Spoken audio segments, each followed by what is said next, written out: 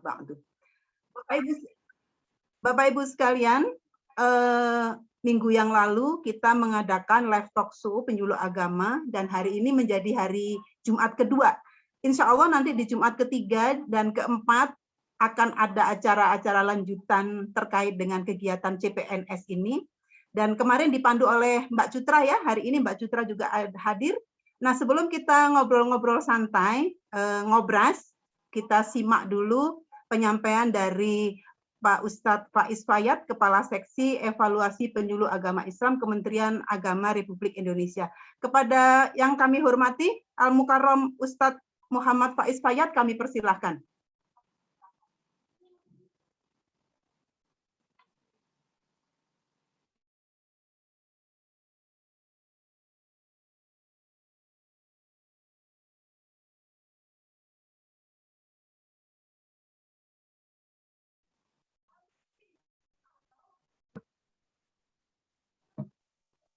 Assalamualaikum.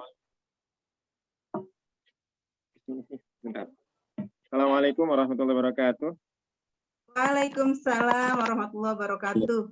Wabarakatuh. Speakernya ini agak trouble.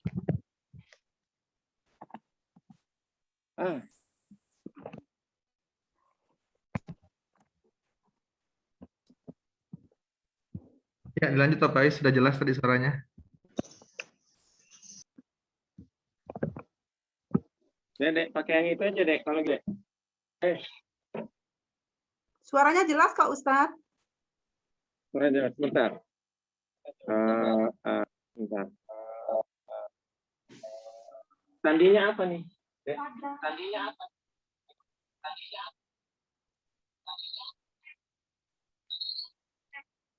Tesnya gimana?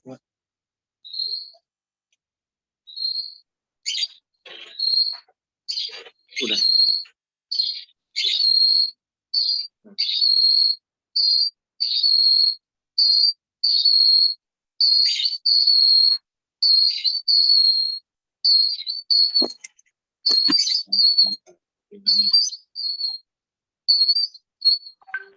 Mohon izin Pak, kalau ada dua akun berdekatan dan on itu biasanya mendengung Pak. Iya, betul. Iya, sebentar ya. Ininya nih. Pertanyaan sudah jelas Pak Faiz, silahkan Pak. Ya. Suara Bapak sudah jelas.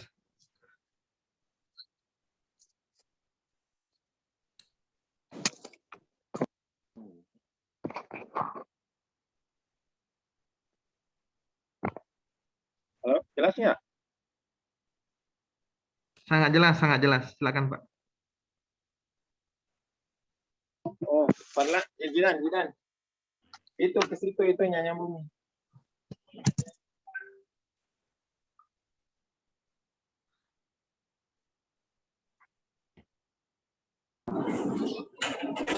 Terdengar jelas nggak, Bu? Dengar, Ustadz, dengar. Pak. Ustadz. Assalamualaikum warahmatullahi wabarakatuh. Waalaikumsalam warahmatullahi wabarakatuh. Alhamdulillah rabbil alamin wassalatu wassalamu ala asyrofil anbiya wal mursalin wa ala alihi washabihi ajmain amma ba'd. Pertama-tama marilah kita mengucapkan puja dan puji syukur kehadirat Allah Subhanahu wa taala. Alhamdulillah pada siang hari ini setelah melaksanakan salat Jumat kita dapat bertemu berkumpul walaupun secara virtual. Ini merupakan karunia Allah yang telah diberikan kepada kita semua yang perlu dan patut kita syukuri. Salawat dan salam semoga selalu tercurah kepada junjungan Nabi besar Muhammad sallallahu alaihi wasallam, para sahabat, keluarga dan umatnya hingga akhir zaman. Ibu-ibu, bapak-bapak yang saya hormati, pada siang hari ini saya diberikan amanah oleh panitia talk show penyuluh agama Islam, diperuntukkan bagi mereka yang PNS, CPNS ataupun juga yang masih penyuluh agama non PNS. Ini kesempatan yang langka dan mungkin baru 2 kali ya dengan hari ini, dan mudah-mudahan bisa dilanjutkan dengan acara-acara berikutnya. Mudah-mudahan ini bermanfaat bagi kita, di samping menambah pengetahuan tetapi juga bisa menjadi ajang silaturahmi bagi kita semua, bagi para penyuluh agama Islam fungsional, penyuluh agama Islam non-PNS, juga bagi CPNS dan bagi mereka-mereka yang masih mahasiswa menimba pengetahuan di perguruan tinggi ya, yang punya cita-cita dan punya keinginan yang mulia menjadi penyuluh agama Islam fungsional. Ibu-ibu, bapak-bapak, adik-adik sekalian, sesungguhnya di Kementerian Agama itu ada salah satu dirjen namanya Direktorat Jenderal Bimbingan Masyarakat Islam. Kemudian di bawahnya ada beberapa direktorat. Salah satunya ada Direktorat Penerangan Agama Islam.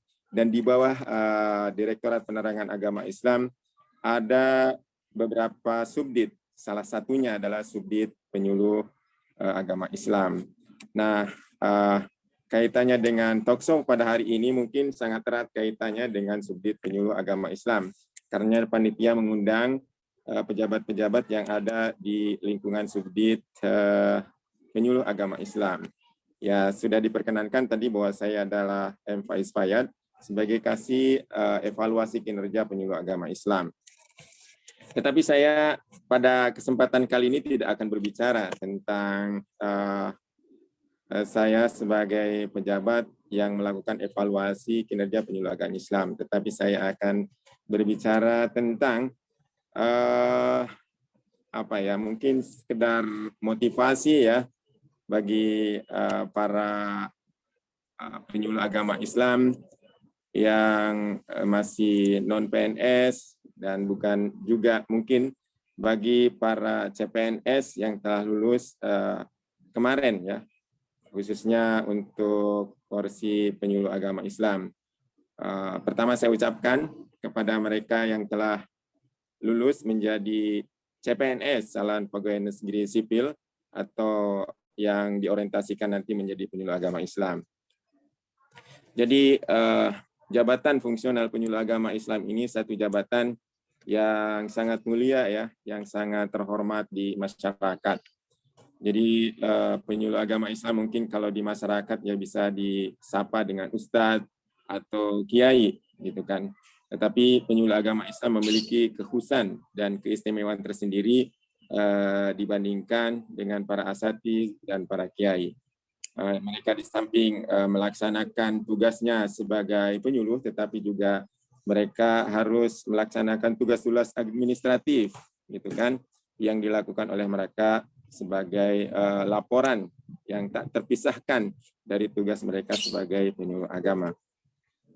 Nah, saya sebetulnya hanya dikasih waktu 5-7 menit sudah selesai ya kalau dari sisi waktu ya, 5-7 menit. Tetapi saya ingin sedikit saja menyampaikan sesuatu yang mungkin bisa menjadi motivasi bagi adik-adik sekalian yang baru menjadi PNS dan juga bagi adik-adik yang masih menjadi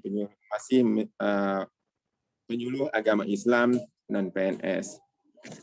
Sebetulnya PNS maupun non PNS tidak ada perbedaan ya, sama di mata Allah. Yang membedakan antara PNS dan non PNS ini adalah ketakwaan mereka kepada Allah Subhanahu wa taala. Artinya bagi yang sudah menjadi PNS atau CPNS ya bersyukurlah kepada Allah Subhanahu wa taala. Dan yang masih non PNS ataupun masih mahasiswa tetapi ingin menjadi penyuluh agama, bersabarlah. Jadi syukur dan sabar adalah sesuatu yang melekat pada seorang muslim ya, pada seorang penyuluh agama Islam khususnya. Jadi pekerjaan apapun itu ya kalau enggak disyukuri ya kita menyikapinya dengan sabar. Jadi sabar menunggu sambil berikhtiar untuk menjadi yang terbaik. Pada prinsipnya nanti ketika menjadi penyuluh agama Islam maka bekerjalah. Malu kata pepatah itu dikatakan i'malu fawqa ma amilu katanya. Bekerjalah kalian di atas apa yang mereka kerjakan. Maka oleh karena itu sekali menjadi penyuluh tetap menjadi penyuluh.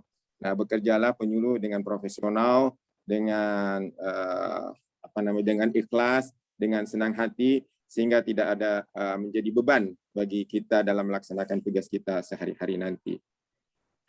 Bahkan mungkin kalau kita lihat di dalam ayat lain juga Allah menyatakan wa qul i'malu fasayarallahu amalakum wa rasuluhu wal mu'minun wa saturadduna ila alimil ghaibi wasyahadah wa yunabbi'ukum bima kuntum ta'malun. Wa qul i'malu, dan katakanlah i'malu, bekerjalah kalian, fasayarallahu amalakum, maka Allah akan melihat pekerjaan kalian, wa rasuluhu, dan rasul, wal mu'minun, dan orang-orang yang beriman.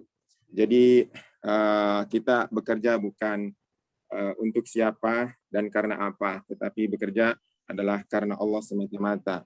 Apapun pekerjaan kita nanti, apalagi nanti ketika menjadi penyuluh, kalau kita sudah bekerja betul secara profesional, insya Allah Allah Subhanahu wa Ta'ala akan melihat kita, dan bahkan pekerjaan kita akan dilihat oleh Rasul dan orang-orang yang beriman. Kalau mereka melihat pekerjaan kita baik, pasti di situ ada keberkahan dan kebaikan yang melingkupi kita semua.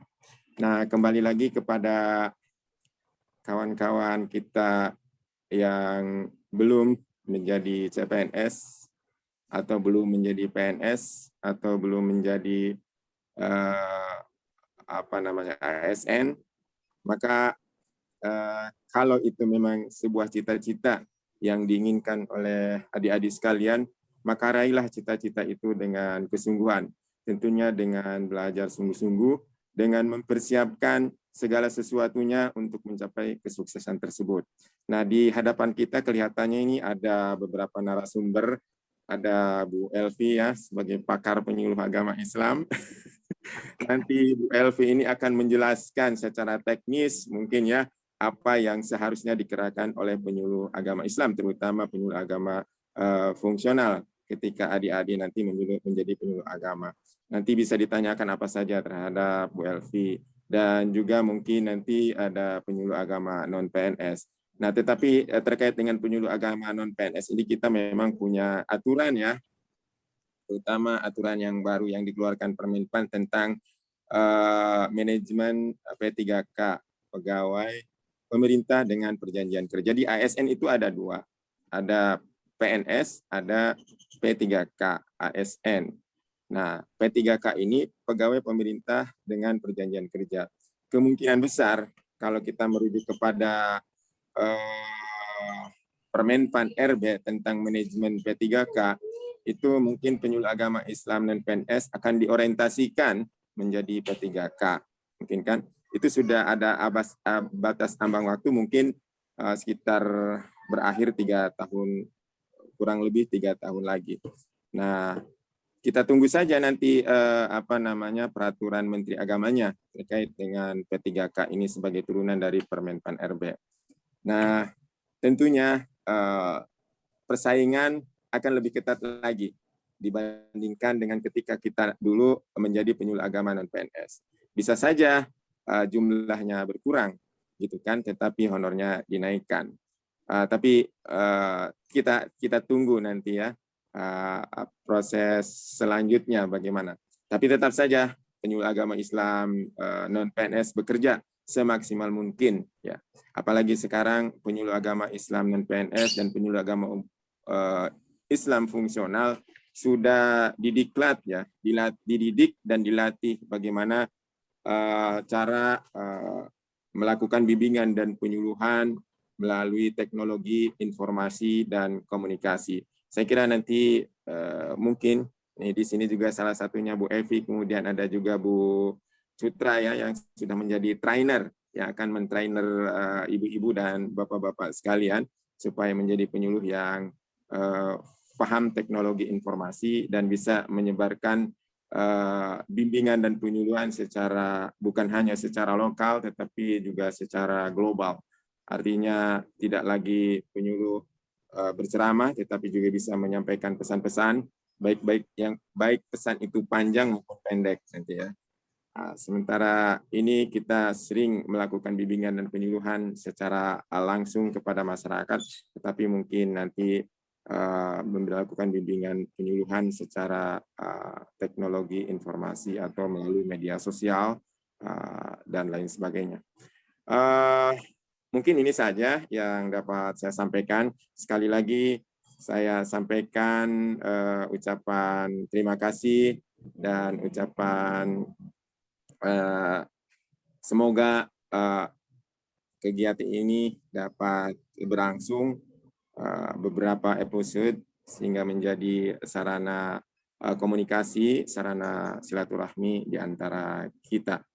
Insya Allah kita akan selalu tersambung dimanapun dan kapanpun ada dengan cara webinar ataupun Zoom seperti ini. Ini saja yang dapat saya sampaikan. Wabillahi taufiq wal hidayah. Wassalamualaikum warahmatullahi wabarakatuh.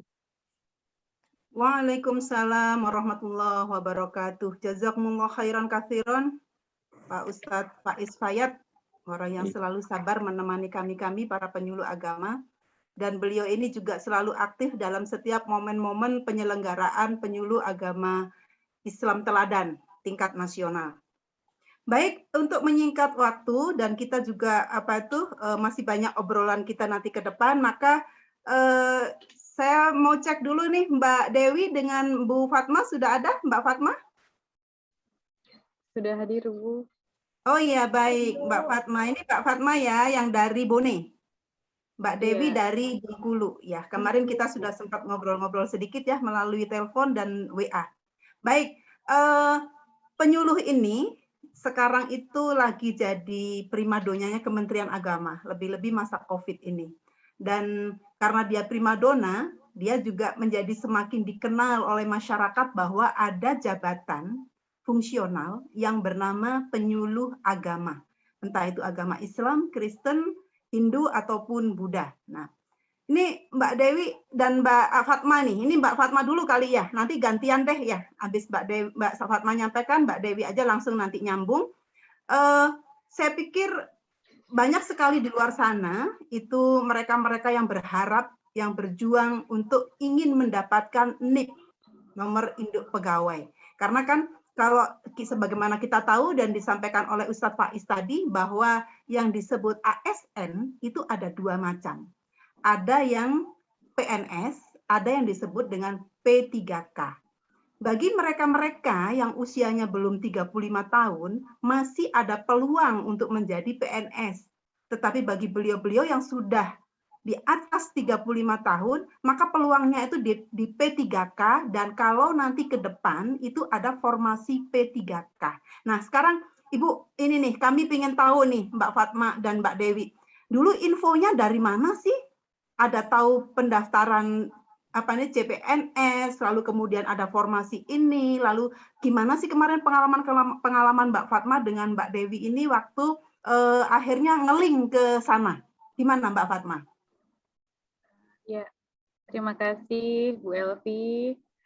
Jadi kalau Fatma pertama kali mendengar ada informasi pendaftaran CPNS itu dari orang tua, waktu itu mendorong saya untuk mendaftarkan. Dan akhirnya saya browsing lewat internet dan website terkait mana saja formasi yang linear dengan jurusan saya. Dan kebetulan waktu itu sebelum saya di CPNS, saya bekerja pada salah satu LSM yang concern juga pada isu kemerdekaan beragama berkeyakinan. Nah, saya pikir bahwa yang paling linear dengan studi dan bidang saya adalah penyuluh, karena nantinya akan langsung ke grassroots, ke masyarakat terkait concern studi saya juga. Seperti itu.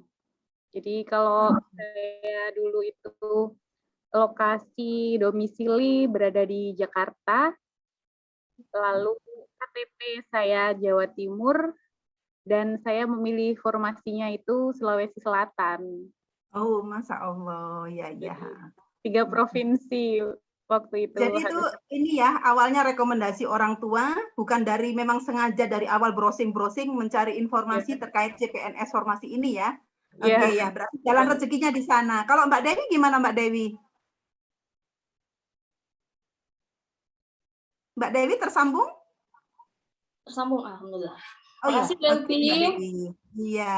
Sebelumnya boleh kenalan dulu nggak nih? Oke, boleh. Oh ya, boleh. Iya, jadi Assalamualaikum warahmatullahi wabarakatuh.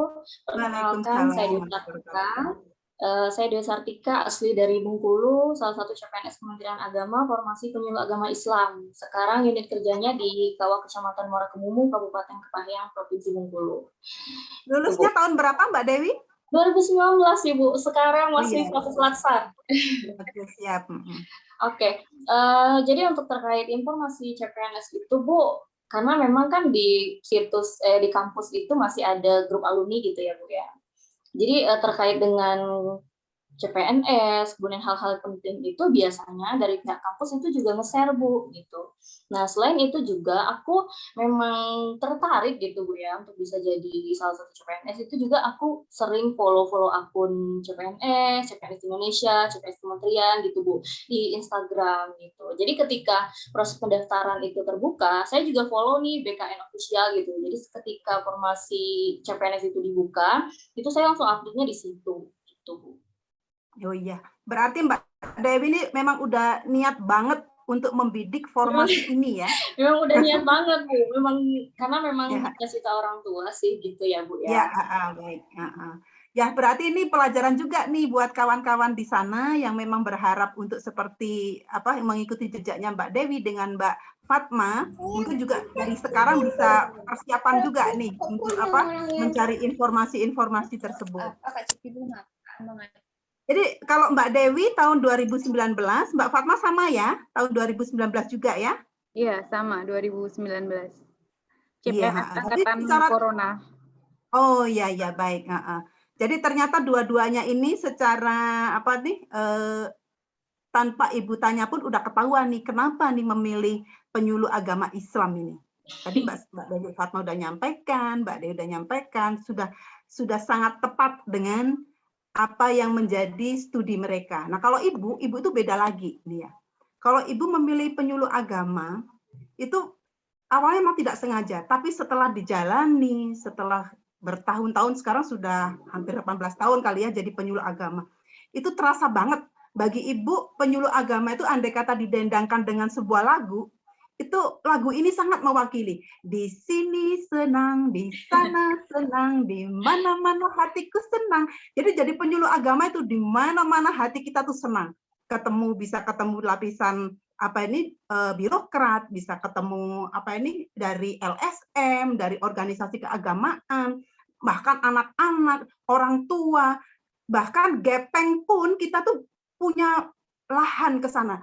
Apapun lapisan masyarakat, apapun itu jenis kelaminnya dan sebagainya tuh kita bisa masuk semua ke berbagai lini, ke berbagai elemen masyarakat. Jadi bersyukurlah yang menjadi penyuluh agama hingga menaikkan grade-nya. Kalau tadi di sini senang, di sana senang, di mana-mana itu senang. Tinggal nambahin aja nih, senang dunia akhirat. Nah, bisa nggak kita jadi penyuluh agama senang dunia akhirat gitu ya? Karena peluangnya sangat besar untuk ke sana. Oke, Mbak Dewi dan Mbak Fatma, nanti mudah-mudahan kita masih ada waktu ya, nanti kita juga mungkin share dengan teman-teman yang hadir pada kesempatan kali ini, tapi sebelumnya ini kita ingin tahu juga nih, banyak orang itu pasti punya trik ya untuk bagaimana bisa lolos.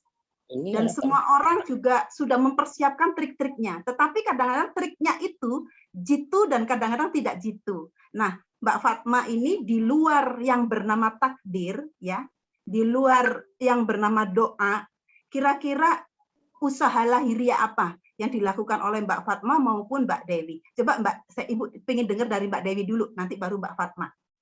Oke, Mbak Dewi silakan. Baik, terima kasih Bu. Jadi kebetulan ketika saya mendaftar CPNS itu kan udah 2 kali Bu ya, 2019 ini kali kedua saya.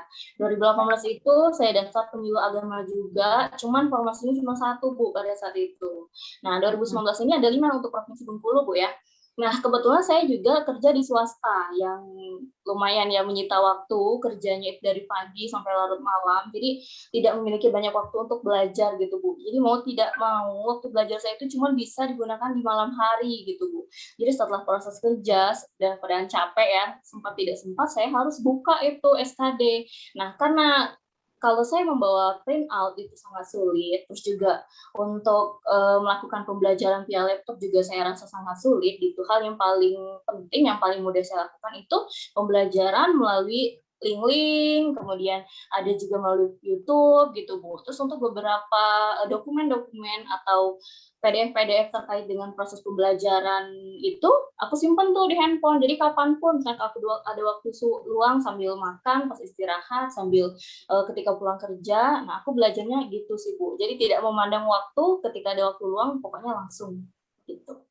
Oh gitu. Kira-kira Mbak Fatma gimana? Ada perbedaan atau sama nih melalui link-link tersebut? Karena sekarang banyak ya link itu ya.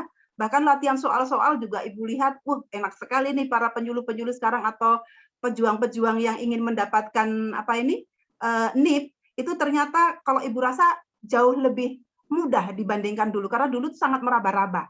Dulu ada yang namanya yang disebut dengan pengetahuan teknis waktu zaman Ibu.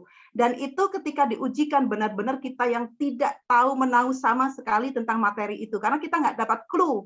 Kalau sekarang kan sudah ada banyak clue tuh di link-linknya tuh. Kalau Mbak Fatma gimana Mbak Fatma pengalamannya? Iya, kalau saya pribadi, pertama kali saya mencari info dan untuk update persiapan CPNS adalah akses internet. Karena memang informasi itu sangat cepat dan bisa mudah kita dapatkan lewat internet dimanapun, kapanpun, mau posisi apapun bisa untuk mengakses dan mencari informasi. Waktu itu saya pernah sharing juga, yang kedua saya juga sharing dengan beberapa teman yang sama-sama mendaftar CPNS, pun dengan formasi yang berbeda, tapi di sana kita bisa sharing, bertukar bank soal, misalnya kami taruh di Google Drive, lalu kita bertukar bank soal, lalu juga saya sempat ikut 1 bulan untuk mengikuti intensif di salah satu website pelatihan CPNS. Mungkin tidak usah disebut situsnya, teman-teman pasti juga tahu banyak sekali yang kredibel. Nah, tentunya juga butuh komitmen untuk belajar. Terutama saya merasa punya kelemahan di numerik TIU khususnya, jadi saya itu sempat intensifnya itu di intensif TIU. Latihan setiap hari selama kurang lebih 2 bulan. Saya mengikuti 1 bulan intensif dan 2 bulan saya mengerjakan soal pagi malam begitu. Lalu yang ketiga saya juga browsing beberapa yang bisa saya dapatkan di YouTube. Ada 2 channel yang saya ikuti di YouTube terkait CPNS yang lumayan sangat membantu untuk di TWK.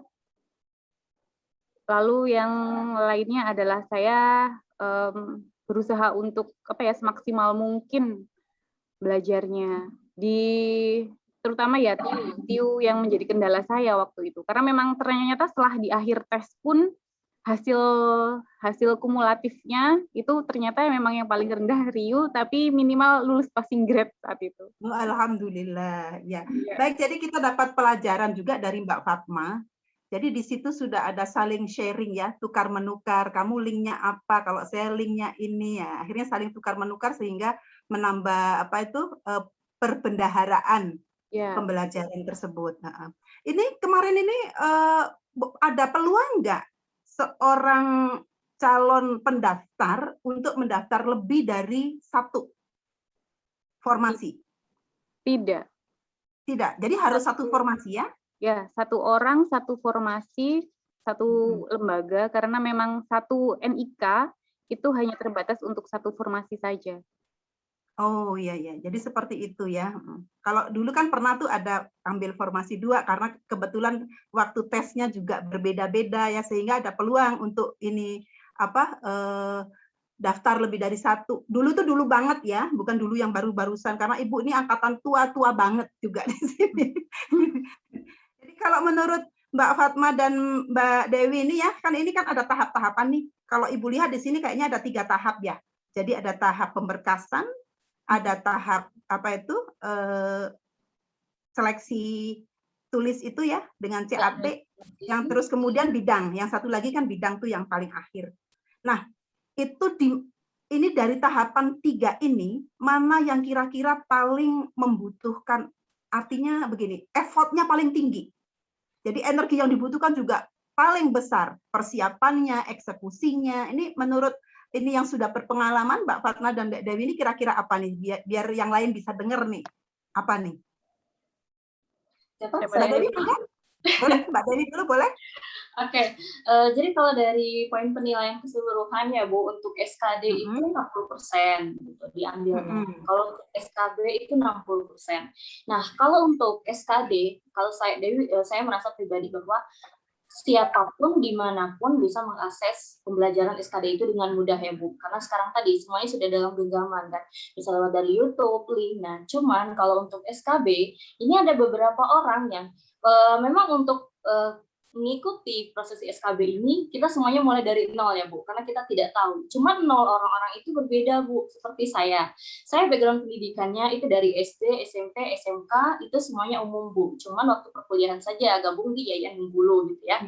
Nah, tapi ada beberapa orang yang ketika saya telusuri lebih dalam di proses SKD itu ada yang lulusan Kairo, ada yang lulusan pesantren, ada yang pada saat itu menjadi guru pesantren gitu, dan saya merasa insecure ya Bu, maksudnya saya tidak memiliki modal lebih gitu untuk bersaing bersama mereka. Cuman, nah kenapa saya bilang titik nol itu setiap orang berbeda-beda, mereka sudah barang tentu memiliki pembelajaran yang sudah lebih jauh dibanding saya gitu.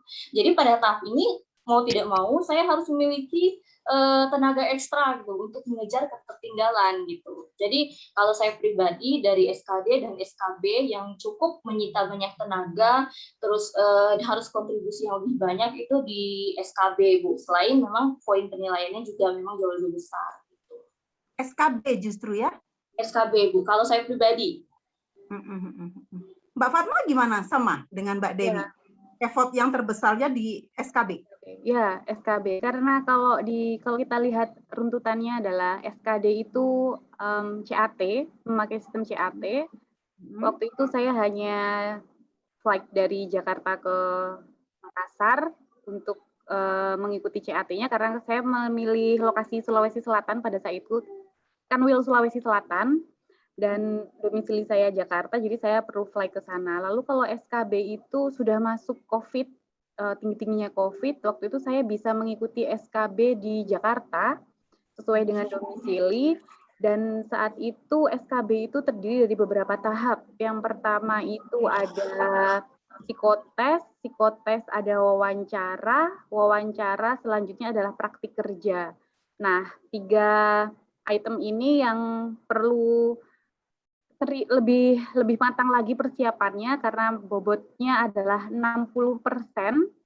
Jadi nanti akumulasi dari SKD-nya ditambah dengan SKB lalu dibuat rankingan seperti itu. Jadi misalnya kita masuk SKD itu kan 40%. Ketika kita punya nilai paling tinggi di peringkat 1 SKD, belum tentu kita SKB itu menjadi yang paling baik.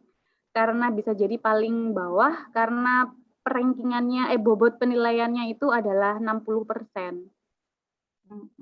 Oke, ya.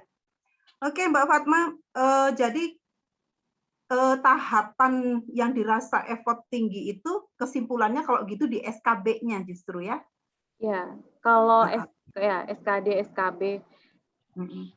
Jadi gini, ini juga menjadi bahan juga bagi para pejuang di tahun-tahun berikutnya, karena begini ya, sering sekali orang itu melakukan persiapan tuh dalam waktu yang agak mepet. Jadi sebenarnya ini adalah kesempatan emas bagi emas-emas di sana, mbak-mbak di sana yang ingin mendapatkan NIP, mulai sekarang sudah ada di depan mata kita, tinggal klik, mulai belajar dari sekarang. Karena ketika saya melihat juga ya beberapa contoh-contoh soal di bank-bank soal yang ada di di link-link tersebut, itu saya lihat memang juga banyak sekali pertanyaan-pertanyaan, terutama kayak TWK dan sejenisnya itu yang jawabannya itu agak menjebak gitu ya ininya. Kalau tidak benar-benar memahami itu bisa jadi memang benar-benar menjadi jebakan gitu. Nah untuk ini nih itu kan ada TWK, ada tes intelijen umum ya, terus kemudian ada TKP, itu kan ada Jadi untuk materi CAT itu kan terbagi 3 ya, SKD itu ya, TWK, terus tes intelijensia umum, terus kemudian TKP. Ini bisa ceritakan nggak nih dikit nih, sebetulnya yang ditekankan di masing-masing itu apa sih? Kalau TWK kan sudah sering tuh kita lihat kisi-kisinya, khususnya untuk yang tes intelijensia umum dan untuk yang tes karakteristik pribadi, itu kayak apa sih sebenarnya? Coba Mbak Fatma dulu. Ya. Yang pertama itu terkait dengan TWK dulu.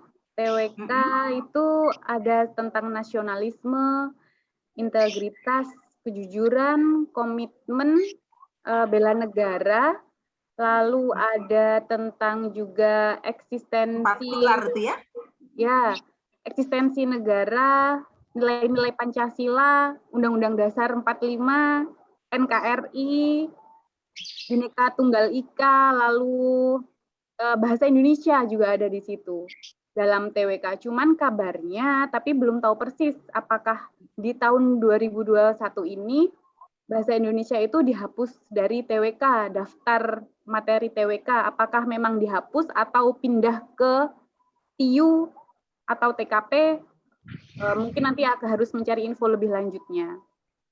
Gitu. Lalu terkait dengan TIU, intelijensia umum itu di SKD bobotnya lebih ringan daripada SKB. Jadi levelnya itu grade-nya paling 1 kalau TIU-nya. Masih seputar matematika dasar, verbal, analogi, silogisme, analitik, deret angka, numerik gitu yang biasa kita jumpai di tes-tes psikotes, matematika dasar itu bisa sangat mudah kita pelajari di bank-bank soal ada juga. Itu lalu TKP itu terkait pelayanan publik. Misalnya bagaimana sih di situ dijelaskan beberapa jawaban sebagai indikator bahwa kita itu termasuk dalam kategori yang mana nih dari bobot soal itu nanti akan dinilai pilihan kita sesuai dengan bobot penilaian ABC-nya gitu. Jadi waktu itu TKP itu 1 sampai 5 bobot jawabannya. Lalu terkait TKP juga soal IK, lalu profesionalisme dan tentang apa lagi ya? Sosial budaya juga. Nah, kalau di 2019 kalau merujuk pada Kemenpan RB yang nomor 27 sampai 29, kalau di 2001 itu dimasukkan materi tentang radikalisme. Oh, radikalisme masuk. Ya, tentang radikalisme masuk di 2021, tapi waktu 2019 tidak ada. Nah, terkait dengan TKP ini mungkin juga yang perlu teman-teman perhatikan, misalnya sekarang itu gencar-gencarnya Kementerian Agama campaign tentang moderasi beragama. Nah, tentang moderasi beragama dan radikalisme ini saya rasa penting untuk lebih dipelajari lebih lanjut untuk persiapan CPNS di TKP khususnya. Oke, terima kasih Mbak Fatma. Gimana Mbak Dewi? Ada lagi tambahan yang disampaikan Mbak Fatma tadi? Bu, tambah sedikit ya dari yang disampaikan oleh Mbak Fatma. Kebetulan 2 minggu yang lalu ya, saya mengikuti ada dari Kemenpan RB ya, itu mereka live langsung di YouTube terkait dengan ambang batas, kemudian juga terkait dengan materi apa saja yang masuk. Beberapa tadi sudah disampaikan oleh Mbak Fatma, cuma tambahnya sedikit. Tadi masih bingung ya antara bahasa Indonesia itu masuk ke PWK atau tidak. Nah, setelah hasil dari press release dari Kemenpan RB itu tetap masuk di TWK untuk bahasa Indonesia gitu. Nah, sedikit perbedaan dari tahun sebelumnya bahwa sekarang kan ambang batasnya lumayan besar ya untuk TKP di 166, terus TWK-nya 65 ya, TIU-nya 80. Nah, berarti kalau kita tinjau dari sistem penilaiannya, itu kan untuk TKP itu poinnya 1 sampai 5 tuh, Bu. Nah, sekarang itu ditambah 10 soal untuk anti radikalisme. Jadi kalau tahun lalu itu 100 soal, sekarang jadi 110 soal gitu. Nah, dengan kondisi soal yang bertambah, itu rata-rata teman-teman itu harus 4 atau 5 ya, 4 atau 5 poin dalam nilai TKP per soalnya harus diambil gitu untuk mencapai nilai di 166. Ini lumayan luar biasa tantangannya. Jadi saran saya adalah, kalau saya pribadi nih, hasil pengalaman saya bahwa di tes TKP itu kita jangan menjawab soal sesuai dengan naluri kita gitu. Jangan sesuai keinginan kita, tapi ikuti bagaimana keinginan soalnya gitu. Posisikan diri sebagaimana soal itu, misalkan soal itu menjelaskan tentang pelayan publik. Nah, kita khusus memposisikan diri kita sebagai pelayan publik supaya kita tahu tentang apa yang diminta dan jawaban yang paling tepat gitu. Karena di TKP itu ada jawaban benar di antara jawaban paling benar di antara jawaban yang benar. Jadi jangan sampai terjebak. Itu sih. Oke. Wah, ini berarti ke depan ini harus semakin rajin lagi nih. Ini para peserta-peserta calon yang akan datang ini untuk selalu update soal-soal tersebut, melihat strateginya juga, lalu kemudian seluk-beluk soal itu seperti apa. Nah, ini untuk yang tahun 2021 itu kan sempat diundur ya sebetulnya kemarin ya untuk pendaftarannya terkait dengan adanya terpaan COVID tersebut. Lalu dari penjelasan dari PKN itu kan awalnya dijadwalkan tanggal 25 Agustus sampai dengan 4 Oktober untuk ujian tulisnya, CAT-nya. Dan sampai sekarang belum ada kepastian katanya ini nanti diselenggarakannya kapan. Nah, mudah-mudahan ini para calon-calon yang akan mendaftar, yang sudah lolos pemberkasan, tinggal untuk mengikuti SKD dan SKB ini bisa terus selalu update, jangan sampai nanti ketinggalan.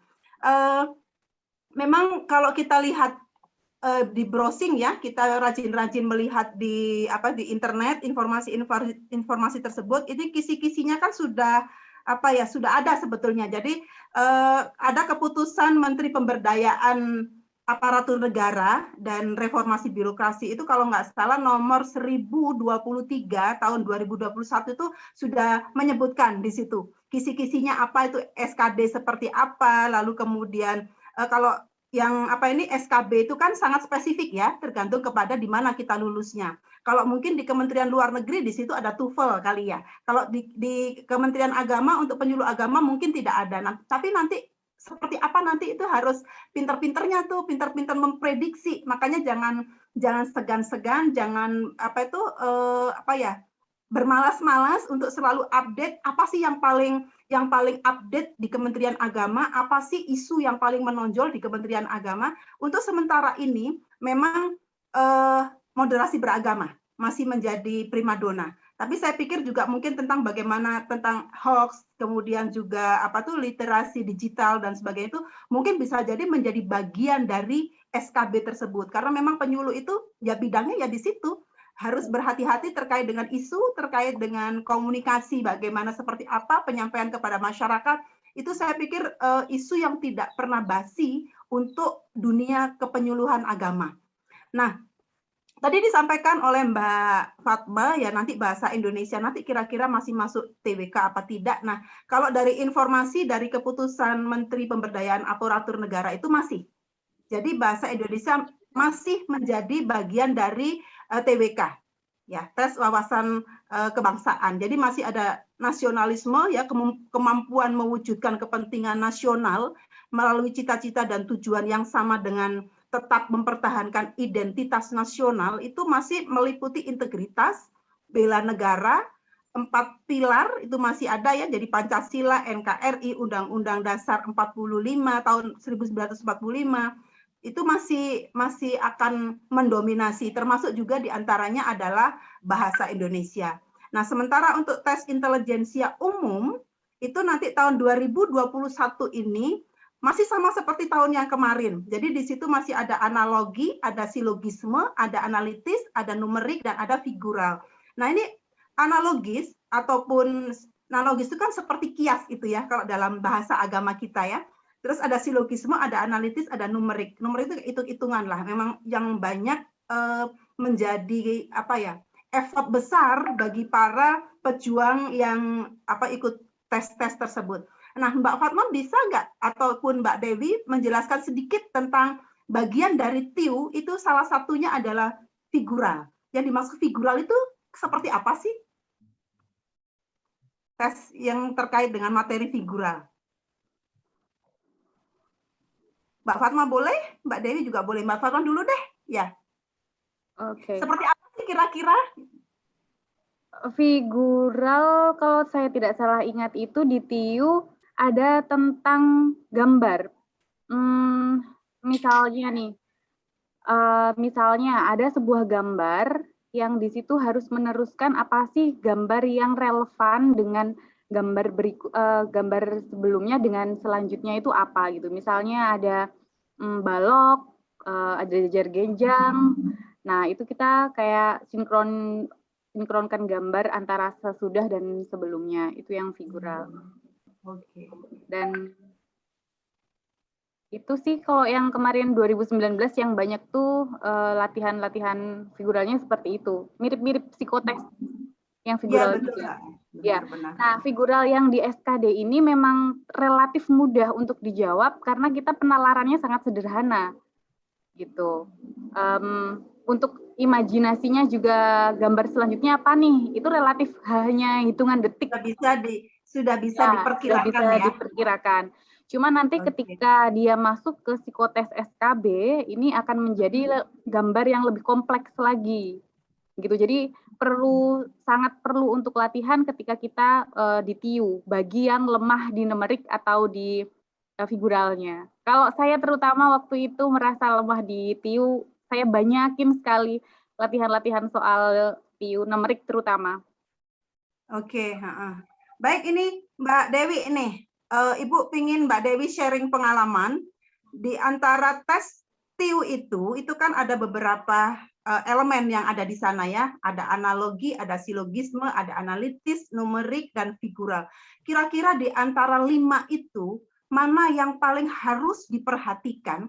Karena itu relatif menjadi sesuatu yang mungkin tidak familiar dengan para penyuluh calon pendaftar ini.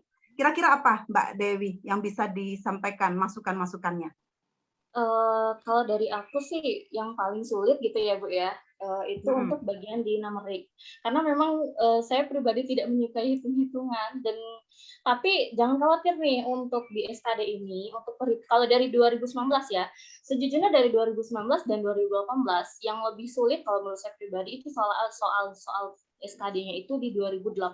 Untuk 2019 ini, itu semua halnya terasa lebih mudah gitu Bu. Dari penggunaan numeriknya itu lebih kecil, bilangan-bilangannya lebih kecil. Terus untuk soal-soal yang diangkat juga tidak begitu sulit gitu. Cuman memang kalau dari saya pribadi, kembali lagi untuk rumus-rumus, kemudian hubungan XY itu sangat banyak ya masuk biasanya. Terus juga untuk bangun-bangun, nah itu lumayan menyulitkan sih di numerik gitu. Cuman saya mengantisipasinya itu karena pada saat di 2019 itu di figural itu lumayan banyak masuk ya, analogi gambar, terus ketidaksamaan gambar sama serial itu lumayan banyak masuk.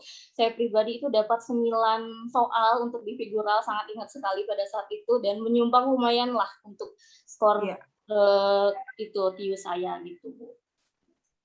Oke.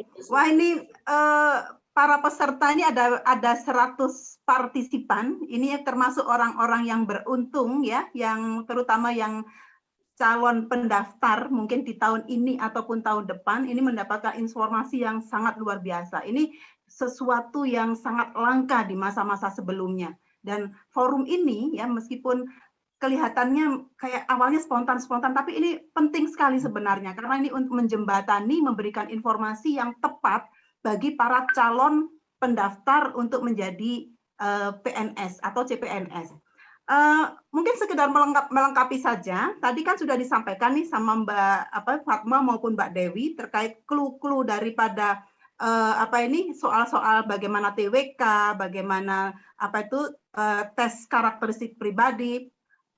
Saya kira, tadi yang kita sebut tadi tes intelligence umum ya, untuk tes karakteristik pribadi kita belum kupas itu ya.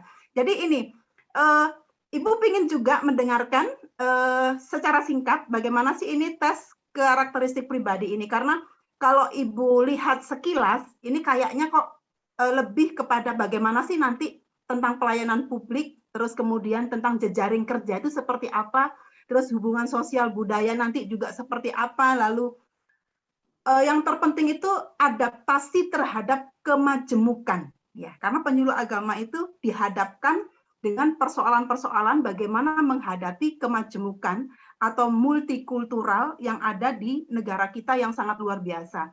Memang jadi penyuluh agama itu sudah jelas dibutuhkan modal untuk memiliki pribadi-pribadi yang familiar, ramah, mudah bergaul, memiliki sikap toleransi yang tegas, tetapi juga tidak sinkritis, kan harusnya begitu ya. Jadi kira-kira bagaimana nih Mbak Fatma dan Mbak Dewi terkait dengan soal tes karakteristik pribadi? Ibu ingin mendengar dari Mbak Dewi dulu. Silakan Mbak Dewi. Oke, jadi untuk tes karakteristik pribadi ini penilaiannya ada 6, Bu ya. Ada 6 poin penting. Yang pertama adalah pelayanan publik, jaring kerja, sosial budaya, anti radikalisme, profesionalisme, dan terakhir itu adalah teknologi informasi dan komunikasi. Nah, jadi tujuan dari TKP ini sebagai poin pentingnya itu bagaimana tujuan dari SKD ini menjaring CASN yang mampu beradaptasi dan bekerja sama efektif dalam menghadapi masyarakat yang maju begitu, dan juga bisa beradaptasi dengan perkembangan zaman gitu, Bu. Itu selain itu juga ditinjau dari segi profesionalisme, bagaimana pelamar-pelamar ini ditinjau dari segi pelaksanaan tugas, terus tuntutan sesuai dengan jabatan, bagaimana dia berinteraksi dengan sesama pekerja, dengan masyarakat yang datang yang meminta layanan gitu.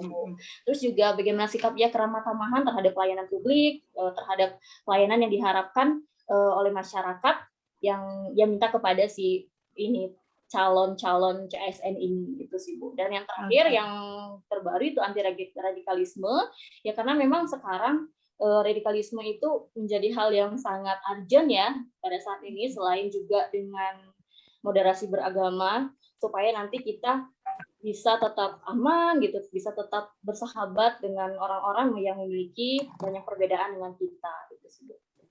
Oke. Mbak Fatma, apakah kira-kira seperti itu ataukah masih ada yang perlu ditambahkan lagi dari yang disampaikan oleh Mbak Dewi tadi? Sedikit tambahan terkait TWK ini juga di soal itu kita diberikan semacam dihadapkan suatu kondisi narasi. Dalam soal itu kita membaca narasi di mana narasi itu adalah ilustrasi kasus yang kita hadapi. Nah, ilustrasi itu harus kita cermati, dibaca dengan baik-baik agar kita menjawabnya pun juga bisa memilih pilihan pengambilan sikap mana yang paling sesuai dan yang paling tepat. Begitu, Bu. Misalnya kita dihadapkan dengan kondisi dengan rekanan kerja, atau kita dihadapkan dengan kondisi berhadapan dengan atasan. Nah, bagaimana kita mengambil sikap terkait kondisi yang sedang diilustrasikan dalam soal tersebut. Seperti itu. Oke. Kurang lebih kebanyakan soalnya seperti itu. Baik, kita masih punya dua sesi sih ya, 2 tahap lah. Nanti kita akan sharing dulu dengan kawan-kawan. Mungkin masih ada waktu, nanti kita akan, siapa tahu ada yang ingin ditanyakan. Tapi kalau pertanyaannya sama, enggak usah ditanyakan lagi ya, atau sudah jelas tidak perlu ditanyakan lagi. Tapi sebelumnya ini karena partisipannya lumayan, ada 100 lebih. Mungkin juga saya pikir di antara partisipan itu adalah beliau-beliau yang sekarang lagi berjuang untuk mempersiapkan diri mengikuti tes CAT, baik TWK, nanti kalau misalnya sudah lulus dari SKD kan beliau-beliau ini kan ke SKB, ya kan, ke SKB. Nanti mungkin ini sebagai informasi perlu juga dibaca para pejuang nanti yang tes tahun 2021 ini, yaitu keputusan Menteri Pendayagunaan Aparatur Negara dan Reformasi Birokrasi atau Kepmenpan RB nomor 1023 tahun 2021. Itu tentang kisi-kisi soal-soal nanti SKD. Nah, lalu kemudian ada juga nih di Permenpan RB nomor 24 tahun 2019. Itu masih juga relevan untuk untuk dibaca terkait dengan soal-soal tersebut. Kira-kira masukan dari Mbak Fatma sebelum kita share kepada teman-teman yang lain terkait dengan SKB ya, seleksi kompetensi bidang. Itu kemarin pengalamannya apa dan kira-kira prediksi nanti tahun 2021 itu kira-kira apa? Silakan Mbak Fatma. Ya. Untuk TWK, TIU, dan TKP yang masuk di SKD, ini adalah pintu gerbang pertama kita untuk masuk ke tahap selanjutnya, yang perlu diperhatikan juga terkait dengan bobot penilaian dalam SKD. Kalau di peraturan itu, di Kemenpan RB itu, TWK itu mendapatkan poin 5, sedangkan salah itu 0. Tidak menjawab juga 0. Dan TWK ada sekitar 30 soal. Di TIU itu sama juga, bobot nilai benar adalah 5, salah 0, dan tidak menjawab 0. Nah, yang terakhir TKP. TKP itu punya jenjang penilaian, bobot penilaian. Paling rendah mendapatkan poin 1 dan tertinggi nilainya adalah 5 dan tidak menjawab adalah 0. Nah, di sini teman-teman mesti tahu bahwa selisih 0,1 poin itu sangat berarti karena pengalaman sebelumnya saya itu hanya beda selisih 0,3 dengan hitungan di bawah saya gitu. Jadi satu soal itu sangat berharga untuk dijawab gitu. Karena akan nyesek sekali sih misalnya kita berbeda hanya 0,3 atau 0,5, perbedaan selisih angka yang sangat sedikit tapi itu menjadikan momok untuk kita tidak masuk ke tahapan selanjutnya. Dan dampaknya bisa fatal ya. Iya. Iya. Ini mohon nanti penjelasannya Mbak Dewi, kira-kira soalnya seperti apa untuk SKB itu, ya, lalu terus kemudian prediksi ke depan, kira-kira tahun 2021 ini, kira-kira apa? Oke, terima kasih Bu. Jadi kalau untuk SKB Bu ya, kompetisi bidang Bu ya? Ya, SKB bidang. Jadi kompetisi bidang ini terbagi menjadi 3 Bu, ada wawancara, psikotes, dan praktek kerja. Nah, saya pribadi nih Bu ya, balik lagi ke pengalaman saya, lumayan babak belur itu di praktek kerja gitu Bu. Karena ada beberapa poin yang memang harus dipelajari itu tidak bisa dengan waktu yang sangat singkat seperti itu. Mulai dari praktek semua sholat sunnah ya, semua sholat sunnah ya Bu, benar-benar semua sholat sunnah. Terus juga untuk praktek ceramah yang selama ini saya tidak pernah mengisi majelis taklim, pada saat itu juga saya harus bagaimana saya berbicara dengan publik, mengisi ceramah gitu untuk di kompetisi bidang. Terus juga saya juga belajar khutbah, walaupun itu bukan tugas seorang perempuan, tapi ternyata penyuluh itu harus tahu ya regulasi khutbah itu, rukunnya, syaratnya itu seperti apa itu Bu. Terus itu untuk yang kompetisi bidang. Nah kalau untuk yang psikotes itu semuanya hampir mirip saja dengan SKD, cuman karena memang ada trouble sedikit ya waktu di CPNS 2019 ini untuk yang psikotes itu yang pertama itu semuanya blank, karena kenapa ada kegagalan server pada saat itu di Kemenak yang dibrondol satu Indonesia, kemudian error dan tidak bisa bergerak sama sekali itu Bu. Kemudian dijadwalkan ulang, nah langsung Kemenak menjadwalkan ulang dan pembagian waktu ujiannya pada saat itu, dan saya mendapatkan waktu siang. Jadi ada pembagian di Indonesia Timur waktu siang atau pagi gitu, Indonesia Barat siang atau pagi gitu, dibagi rata supaya nanti servernya tidak down lagi seperti psikotes yang pertama. Nah, kalau dari tingkat kesulitan soal itu sejujurnya kalau menurut saya jauh lebih sulit untuk yang psikotes ya Bu, untuk tingkat kesulitan soal. Yang SKD maksudnya. Nah, selanjutnya yang untuk wawancara. Nah, wawancara ini terkait dengan perkembangan zaman Bu, moderasi beragama dan anti radikalisme. Saya rasa itu akan menjadi poin yang penting ya dan akan tetap dibahas pada tahun ini karena memang untuk wawancara itu mengikuti perkembangan zaman. Saya ingat sekali bahwa di 2018 itu saya melihat hasil dari YouTube teman-teman yang sedang mengikuti SKB itu terkait dengan pemimpin beda agama pada saat itu sedang naik daun ya Bu ya. Nah, itu diangkat tuh di SKB wawancaranya Kementerian Agama. Nah, pas di tahun ini juga masih bersinggungan terkait dengan moderasi beragama dan radikalisme. Jadi memang tujuan Kementerian Agama itu kan untuk menjadi pemersatu begitu ya Bu, tetap menjadi penengah di antara dunia yang dengan begitu banyak keberagamaannya, perbedaannya. Jadi saya rasa tetap akan ada poin penting fokusnya untuk diwawancara itu di moderasi beragama dan radikalisme. Oke. Terima kasih Mbak Dewi, Mbak Fatma, luar biasa ya, ini bersyukur sekali ini para peserta. Saya kira dari sekitar 100 orang, mudah-mudahan nanti bisa sharing dengan kawan-kawan di sana yang akan berjuang untuk mengikuti tes tahap-tahap berikutnya. Dan SKB ini penting sekali ini, kayaknya ini ini yang paling dinamis ya, tergantung kepada perkembangannya nantinya. Baik, nanti mungkin masih akan ada beberapa yang ingin kita sampaikan, tetapi kita beri kesempatan dulu barang 1-2 orang dari peserta yang ingin bertanya kepada Mbak Fatma, 2 narasumber kita, dan juga Mbak Dewi. Silakan kepada rekan-rekan.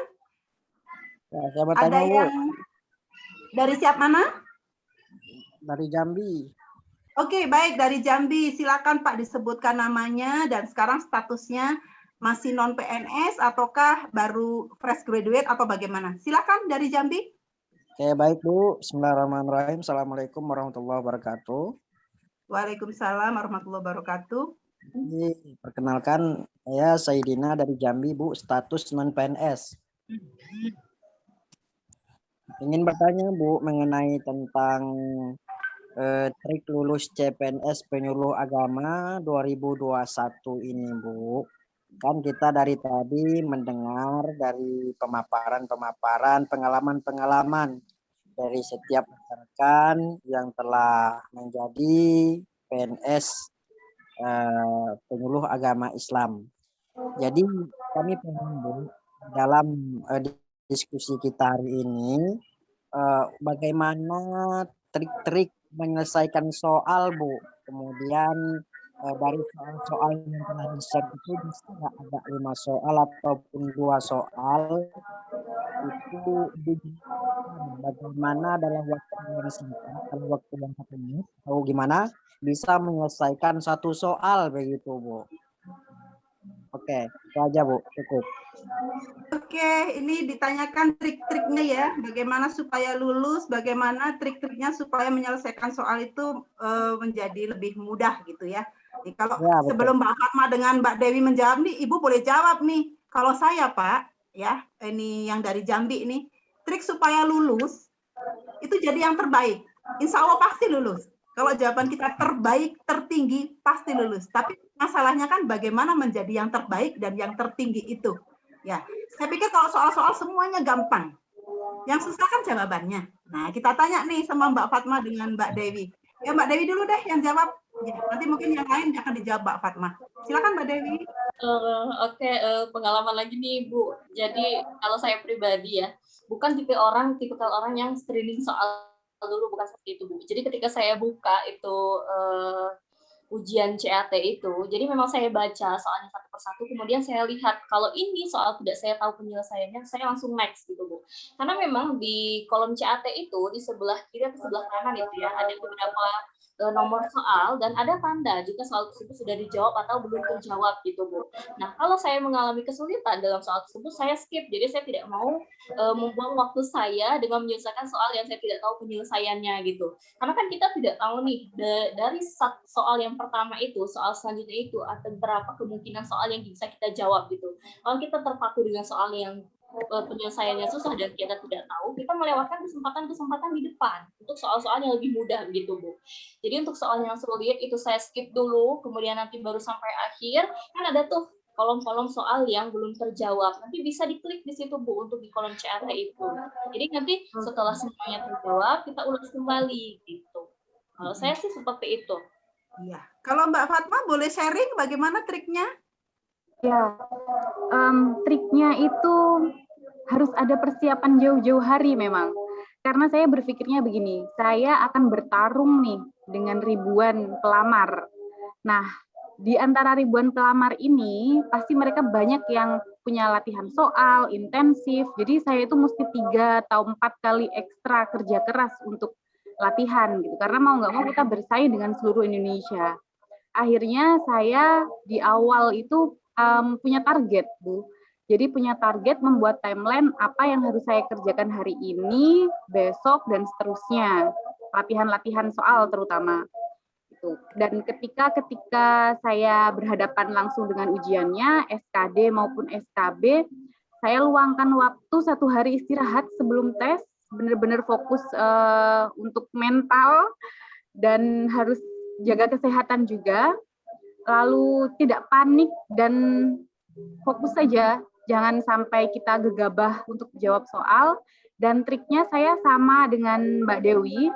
Kalau saya tipe jangan sampai kita membuang waktu percuma dengan hanya terpaku sama soal yang tidak bisa kita jawab, skip saja.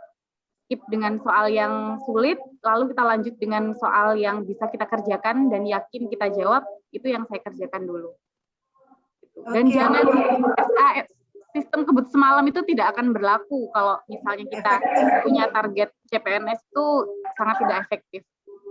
Iya, ini pelajaran ya dari Mbak Fatma dan Mbak Dewi, ini luar biasa ini, karena kita sudah sangat dibantu oleh teknologi sehingga soal-soal yang tadi kita skip itu masih bisa kita lihat dengan segera, oh ini belum saya isi, oh ini sudah saya isi, itu sudah bisa ketahuan segera. Jadi betapa memudahkannya teknologi, semakin ke depan, semakin tinggal bagaimana menguasai gitu aja kayaknya. Mungkin ada lagi yang ingin ditanyakan dari siapa, Pak Fathul Ikram ya? Arwan, Pak, Bu. Arwan, Bu. Oh, Pak Arwan. Masa Pak Arwan dari mana, Pak Arwan? Dari Rancabungur, Kabupaten Bogor. Oh, Masya Allah, ini ini saudara saya ini, Pak Arwan ini. Bunda, Pak Arwan siap. masih ini ya, non PNS ya? Iya, benar. Ya, berapa sekarang Pak Arwan? Gimana, Bunda? Sekarang usia berapa? Usia 34, Bun. Oh, siap. Berarti masih ada waktu. Silakan Pak Arwan, mau tanya apa nih? Jadi, Bunda, yang pertama ingin tanyakan, apakah ada prioritas untuk penyuluh agama non-PNS untuk mengikuti seleksi CPNS? Yang pertama, apakah ada prioritas? Kemudian yang kedua, referensi mungkin dari para pemateri, ada referensi buku-buku yang harus dibaca-baca untuk mempersiapkan diri untuk menghadapi CPNS nanti, seperti itu. Kemudian prediksi perkiraan kira-kira kapan ada calon CPNS ini, Bu, agar kami bisa lebih banyak mencari info itu gitu. Sebab untuk P3K pun yang sekarang sedang digulirkan untuk guru, itu informasinya tidak akurat. Waktu kemarin katanya yang kelulusan tanggal 2, ternyata tanggal sekian lulusnya, ininya pengumumannya. Gitu. Mohon Bu ada info terkait itu. Terima kasih. Assalamualaikum warahmatullahi wabarakatuh. Baik, ini pertanyaan dari Pak Arwan nih, Kabupaten Bogor. Saya kembalikan kepada Mbak Fatma dan Mbak Dewi. Kami mohon Mbak Fatma dulu ya yang menyampaikan. Tadi ditanya tentang prioritas dan referensinya apa. Tadi kita sudah bahas ya referensinya apa ya, tapi mungkin perlu dihangatkan kembali prioritasnya apa, referensinya, lalu prediksi tentang pendaftaran. Tapi sebenarnya tadi sudah kita sampaikan. Tapi tidak apa-apa supaya menjadi membekas di dalam benak-benak kita. Mari Mbak Fatma. Sebelumnya saya bertanya dulu kepada panitia apakah bisa sebut merek apa enggak di sini. Gimana nih? Boleh, saya pikir nggak apa-apa kalau kali. dan sebagainya, tapi nggak apa-apa ya. Malah dapat endorse nanti. Iya, jadi kalau saya itu pertama kali lihat referensi pelatihan CPNS itu dari ayocpns.com. Itu saya kira banyak yang relevan dengan latihan-latihan realnya CPNS. Berbayar tapi tidak mahal. Iya, siap. Iya. Kita sebenarnya begini Pak, kalau misalnya kita mau ambil referensi dari manapun bisa, nggak apa-apa. Yang penting kita jangan terpaku dengan satu bank soal, harus banyak-banyak referensi. Itu pun saya juga kumpulin dari website iya, dari teman-teman iya, lalu dari FR dari YouTuber itu juga saya kumpulkan. 2 channel yang saya ikuti, Dosen Deso dan Viracun, itu sangat membantu juga untuk saya dapat referensi, terutama di TWK-nya. Terus yang penting komitmen untuk kita latihan soal saja dulu, pintu gerbang dulu satu kebuka. Gitu. Dan ya mungkin itu sih yang pengalaman saya terkait CPNS. Ya, siap, Bu. Terima kasih. Mbak Dewi ada tambahan? Silakan Mbak Dewi. Bu, kalau untuk dari YouTube ya memang sepertinya yang sudah familiar sekali itu Dosen Deso dan Viracun. Mereka berdua adalah juga ASN Kemenak kebetulan ya Bu. Nah itu jadi semua referensi terkait dengan SKD, SKP itu mereka sangat relevan sekali dan memberikan pembelajarannya gitu ya. Nah, selanjutnya untuk apakah ada prioritas untuk penyuluh agama Islam honorer. Nah, kebetulan pada sesi SKB ya ada sebuah pertanyaan yang tidak bisa saya jawab dan saya yakin poin saya di situ sangat rendah dan bahkan mungkin 0 ya. Ada pertanyaan bahwa Dewi, kamu punya kelompok binaan? Nah, dan kelompok binaan itu yang memiliki akses, yang memiliki kegiatan di sana itu hanya penyuluh agama Islam honorer. Nah, jadi memang sepertinya itu menjadi poin lebih gitu Bu, kalau dalam proses sudah sampai di proses SKB Bu ya. Karena memang untuk penyuluh agama Islam honorer yang sudah memiliki bekal, yang sudah memiliki pengalaman terlebih dahulu terkait dengan kepenyuluhan, memiliki desa binaan, terus mengetahui sistem-sistem penyuluhan, nah itu akan ada poin lebih gitu untuk penyuluh agama Islam ya. Tapi kalau penyuluh agama Islam honorer, tapi kalau untuk prioritas itu tetap saja diawali dengan harus lulus KD dulu gitu Bu. Nah itu. Terus juga nanti akan ada pertanyaan juga apakah pernah mengikuti penyuluhan, kemudian menyajikan materi-materi penyuluhan. Nah itu biasanya dibongkar di SKB. Dan kalau untuk saya yang pemula gitu ya, yang tidak pernah terjun ke dalam majelis taklim, yang tidak pernah ikut dalam kepemilikan desa binaan, itu poinnya sudah pasti hilang itu. Nah, soalnya untuk kapan CPNS ini berlangsung ya, Ustaz Arwan. Jadi sekarang sedang berlangsung CPNS itu dan juga PPK. Cuman memang semuanya penyelenggaranya itu kembali lagi dari BKN dan instansi terkait gitu. Jadi kalau memang untuk langkah pertama itu memang harus fokus dulu di SKD gitu. Kalau untuk di SKB-nya itu semuanya regulasinya kembali di instansi penyelenggara gitu yang membutuhkan informasi itu. Ya, ada tambahan Mbak Fatma? Saya rasa cukup. Cukup ya. Oke. Baik, nanti sebelum saya beri kesempatan kepada Mbak Fatma maupun Mbak Dewi untuk closing, saya sampaikan kepada peserta yang saya pikir ini banyak ya beliau-beliau yang memang sedang dalam tahap menunggu tes tulisnya. PAT pemberkasan sudah ya, pemberkasan untuk tahun 2021 ini. Jadi tinggal SKB dan SKD dan SKB. Nah, ini mempersiapkan diri, tadi trik-trik yang luar biasa disampaikan oleh Mbak Fatma dan juga Mbak Dewi, itu luar biasa, jadi betapa mempersiapkan secara emosional untuk tidak panik, untuk tenang, untuk tetap membuat semuanya menjadi rileks, itu menjadi poin yang sangat penting. Di samping tentunya persiapan-persiapan secara intelektual untuk mengetahui banyak hal. Lalu ada sesuatu yang sangat menarik tadi yang disampaikan Mbak Dewi, posisikanlah diri Anda sebagaimana maunya soal. Itu luar biasa bagi saya, karena tidak banyak orang memahami itu. Dia berpikir, ya ini pendirian saya, kan berpikir begitu ya. Jadi saya pikir itu, meskipun Ibu tadi sempat berpikir, kalau begitu unsur kejujurannya bagaimana, sempat kepikir begitu tadinya. Tapi itu trik ya, trik yang luar biasa itu. Baik, sebelum nanti Mbak Dewi dan Mbak Fatma closing, Ibu perlu menyampaikan juga bahwa di dalam Kementerian Agama ini ada award-award yang dibuat oleh Kementerian Agama pusat ya, dari Direktorat Penerangan Agama Islam. Itu ada momen yang namanya momen penyuluh teladan. Jadi ini merupakan ajang untuk mengapresiasi para penyuluh agama yang memiliki kualitas di atas rata-rata. Jadi nanti Mbak Fatma maupun Mbak Dewi dan para penyuluh-penyuluh lainnya yang CPNS mempersiapkan diri, bisa belajar dari sekarang apaan sih itu penyuluh teladan, apa sih yang biasanya menang pada saat pemilihan penyuluh teladan. Jadi ini akan menjadi nilai lebih ya, nilai tambah bagi Mbak Fatma maupun Mbak Dewi, juga teman-teman yang segar-segar ini, yang fresh ini. Dan jangan lupa ini menguasai regulasi terkait dengan penyuluh agama.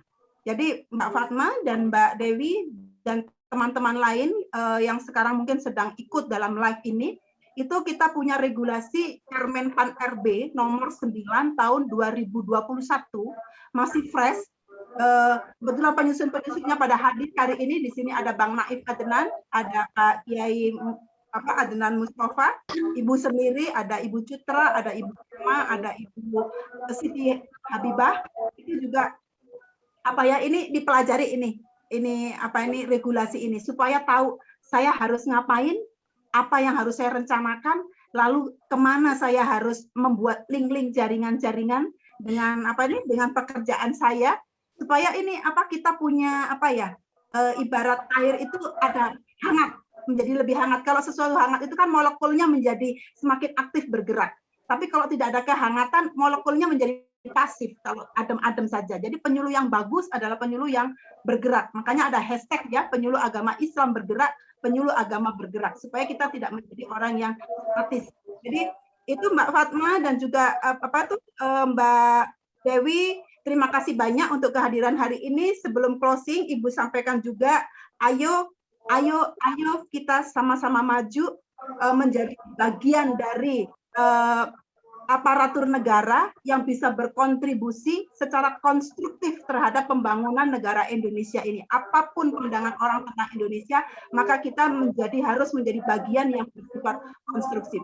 Silakan Mbak Fatma, saya Ibu beri kesempatan duluan untuk closing, juga Mbak Dewi.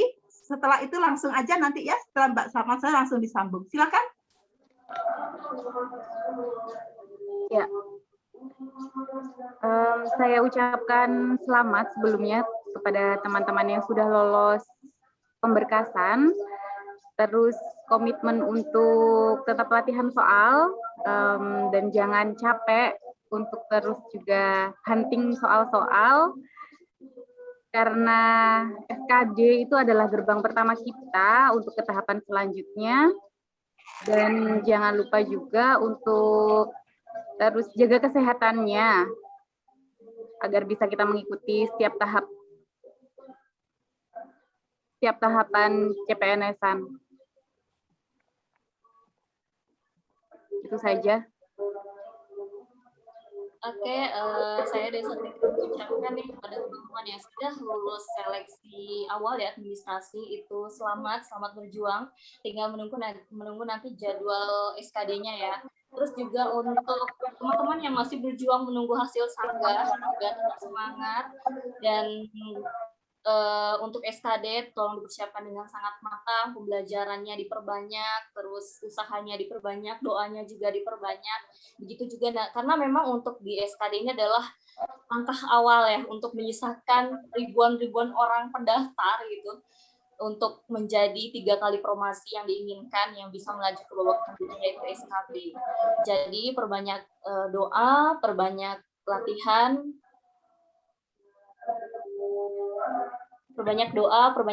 karena kita tidak tahu doa dan usaha kita yang mana yang menembus ke langit. Tugas kita adalah memperbanyak keduanya. Terima kasih. Baik, terima kasih Mbak Fatma, Mbak Dewi, Pak Ustadz Naif Adnan, hostnya juga, operatornya juga, semua peserta yang luar biasa. Mudah-mudahan apa yang kita cita-citakan bisa kesampaian ya. Dan tentu saja tadi trik-trik yang disampaikan Mbak Fatma maupun Mbak Dewi itu tidak ada yang instan. Jadi kayaknya no pain without gain ya kan. Jadi tidak ada keberhasilan yang tanpa perjuangan.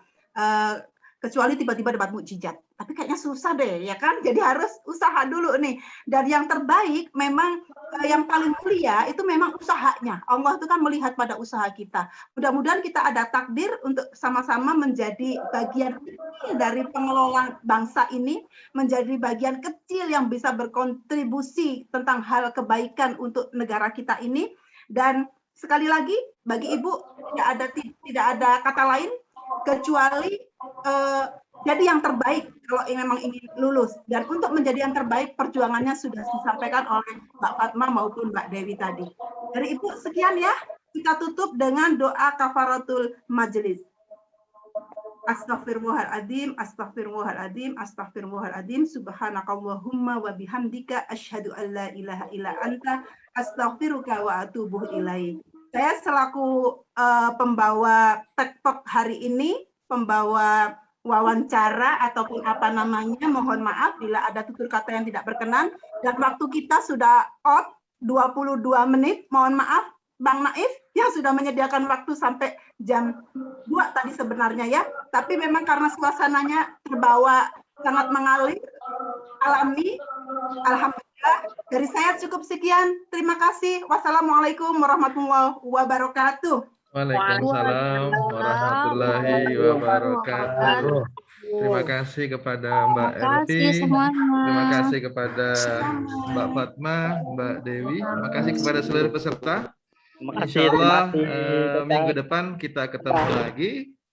Nanti masih tema yang sama. Insya Allah kita akan menghadirkan profil-profil penyuluh-penyuluh muda ini, penyuluh-penyuluh milenial, anak-anak jebolan 2019 ini. Luar biasa. Berbagi sharing. Saya juga mendoakan, sekali lagi kita doain yang bergabung di Zoom ini yang lagi menantikan tes selanjutnya, mudah-mudahan lulus. Kemudian yang insya Allah tahun depan mau mendaftar, kita mudah-mudahan dipermudah. Kita semuanya sehat selalu. Saya mohon maaf selaku host, selaku operator. Dan kita insya Allah ketemu pada minggu depan. Terima kasih. Iya. Foto bersama nggak nih, Bang? Ya, sahabat saya capture dulu. Silakan nyalakan layarnya. Saya mau screenshot. Oke, 1. Ini ada 4 tampilan. 1, 2. Bentar, satu lagi. 1, 2. Lagi. Oke. Terima kasih. Jangan lupa mengisi absensinya Bapak Ibu ya. Absensinya. Iya, Pak. Link absensinya ada di chat room. Oke, terima kasih. Link absennya mohon di-share ulang, Bang. Ada di Biar chat, nggak terlalu ada di lama. chat Zoom, ada di chat Oke, Zoom. siap. Oke. Bunda, saya masuk grup, Bun. Ya. Mungkin kalau Oke. ada pertanyaan tambahan boleh PC aja atau di Oh, itu Masya Allah. Tuh. Ya, yang sudah gabung di grup WA, narasumber kita itu ada di grup WA. Jadi kalau ada merasa mungkin kurang puas dengan jawaban, mau japri silahkan. Mudah-mudahan Mbak Fatma, Mbak Dewi berkenan. Amin, amin, amin. Oke, makasih. Saya akan matikan ya Zoom-nya ya. Yang benar. Mbak, saya belum masuk grup.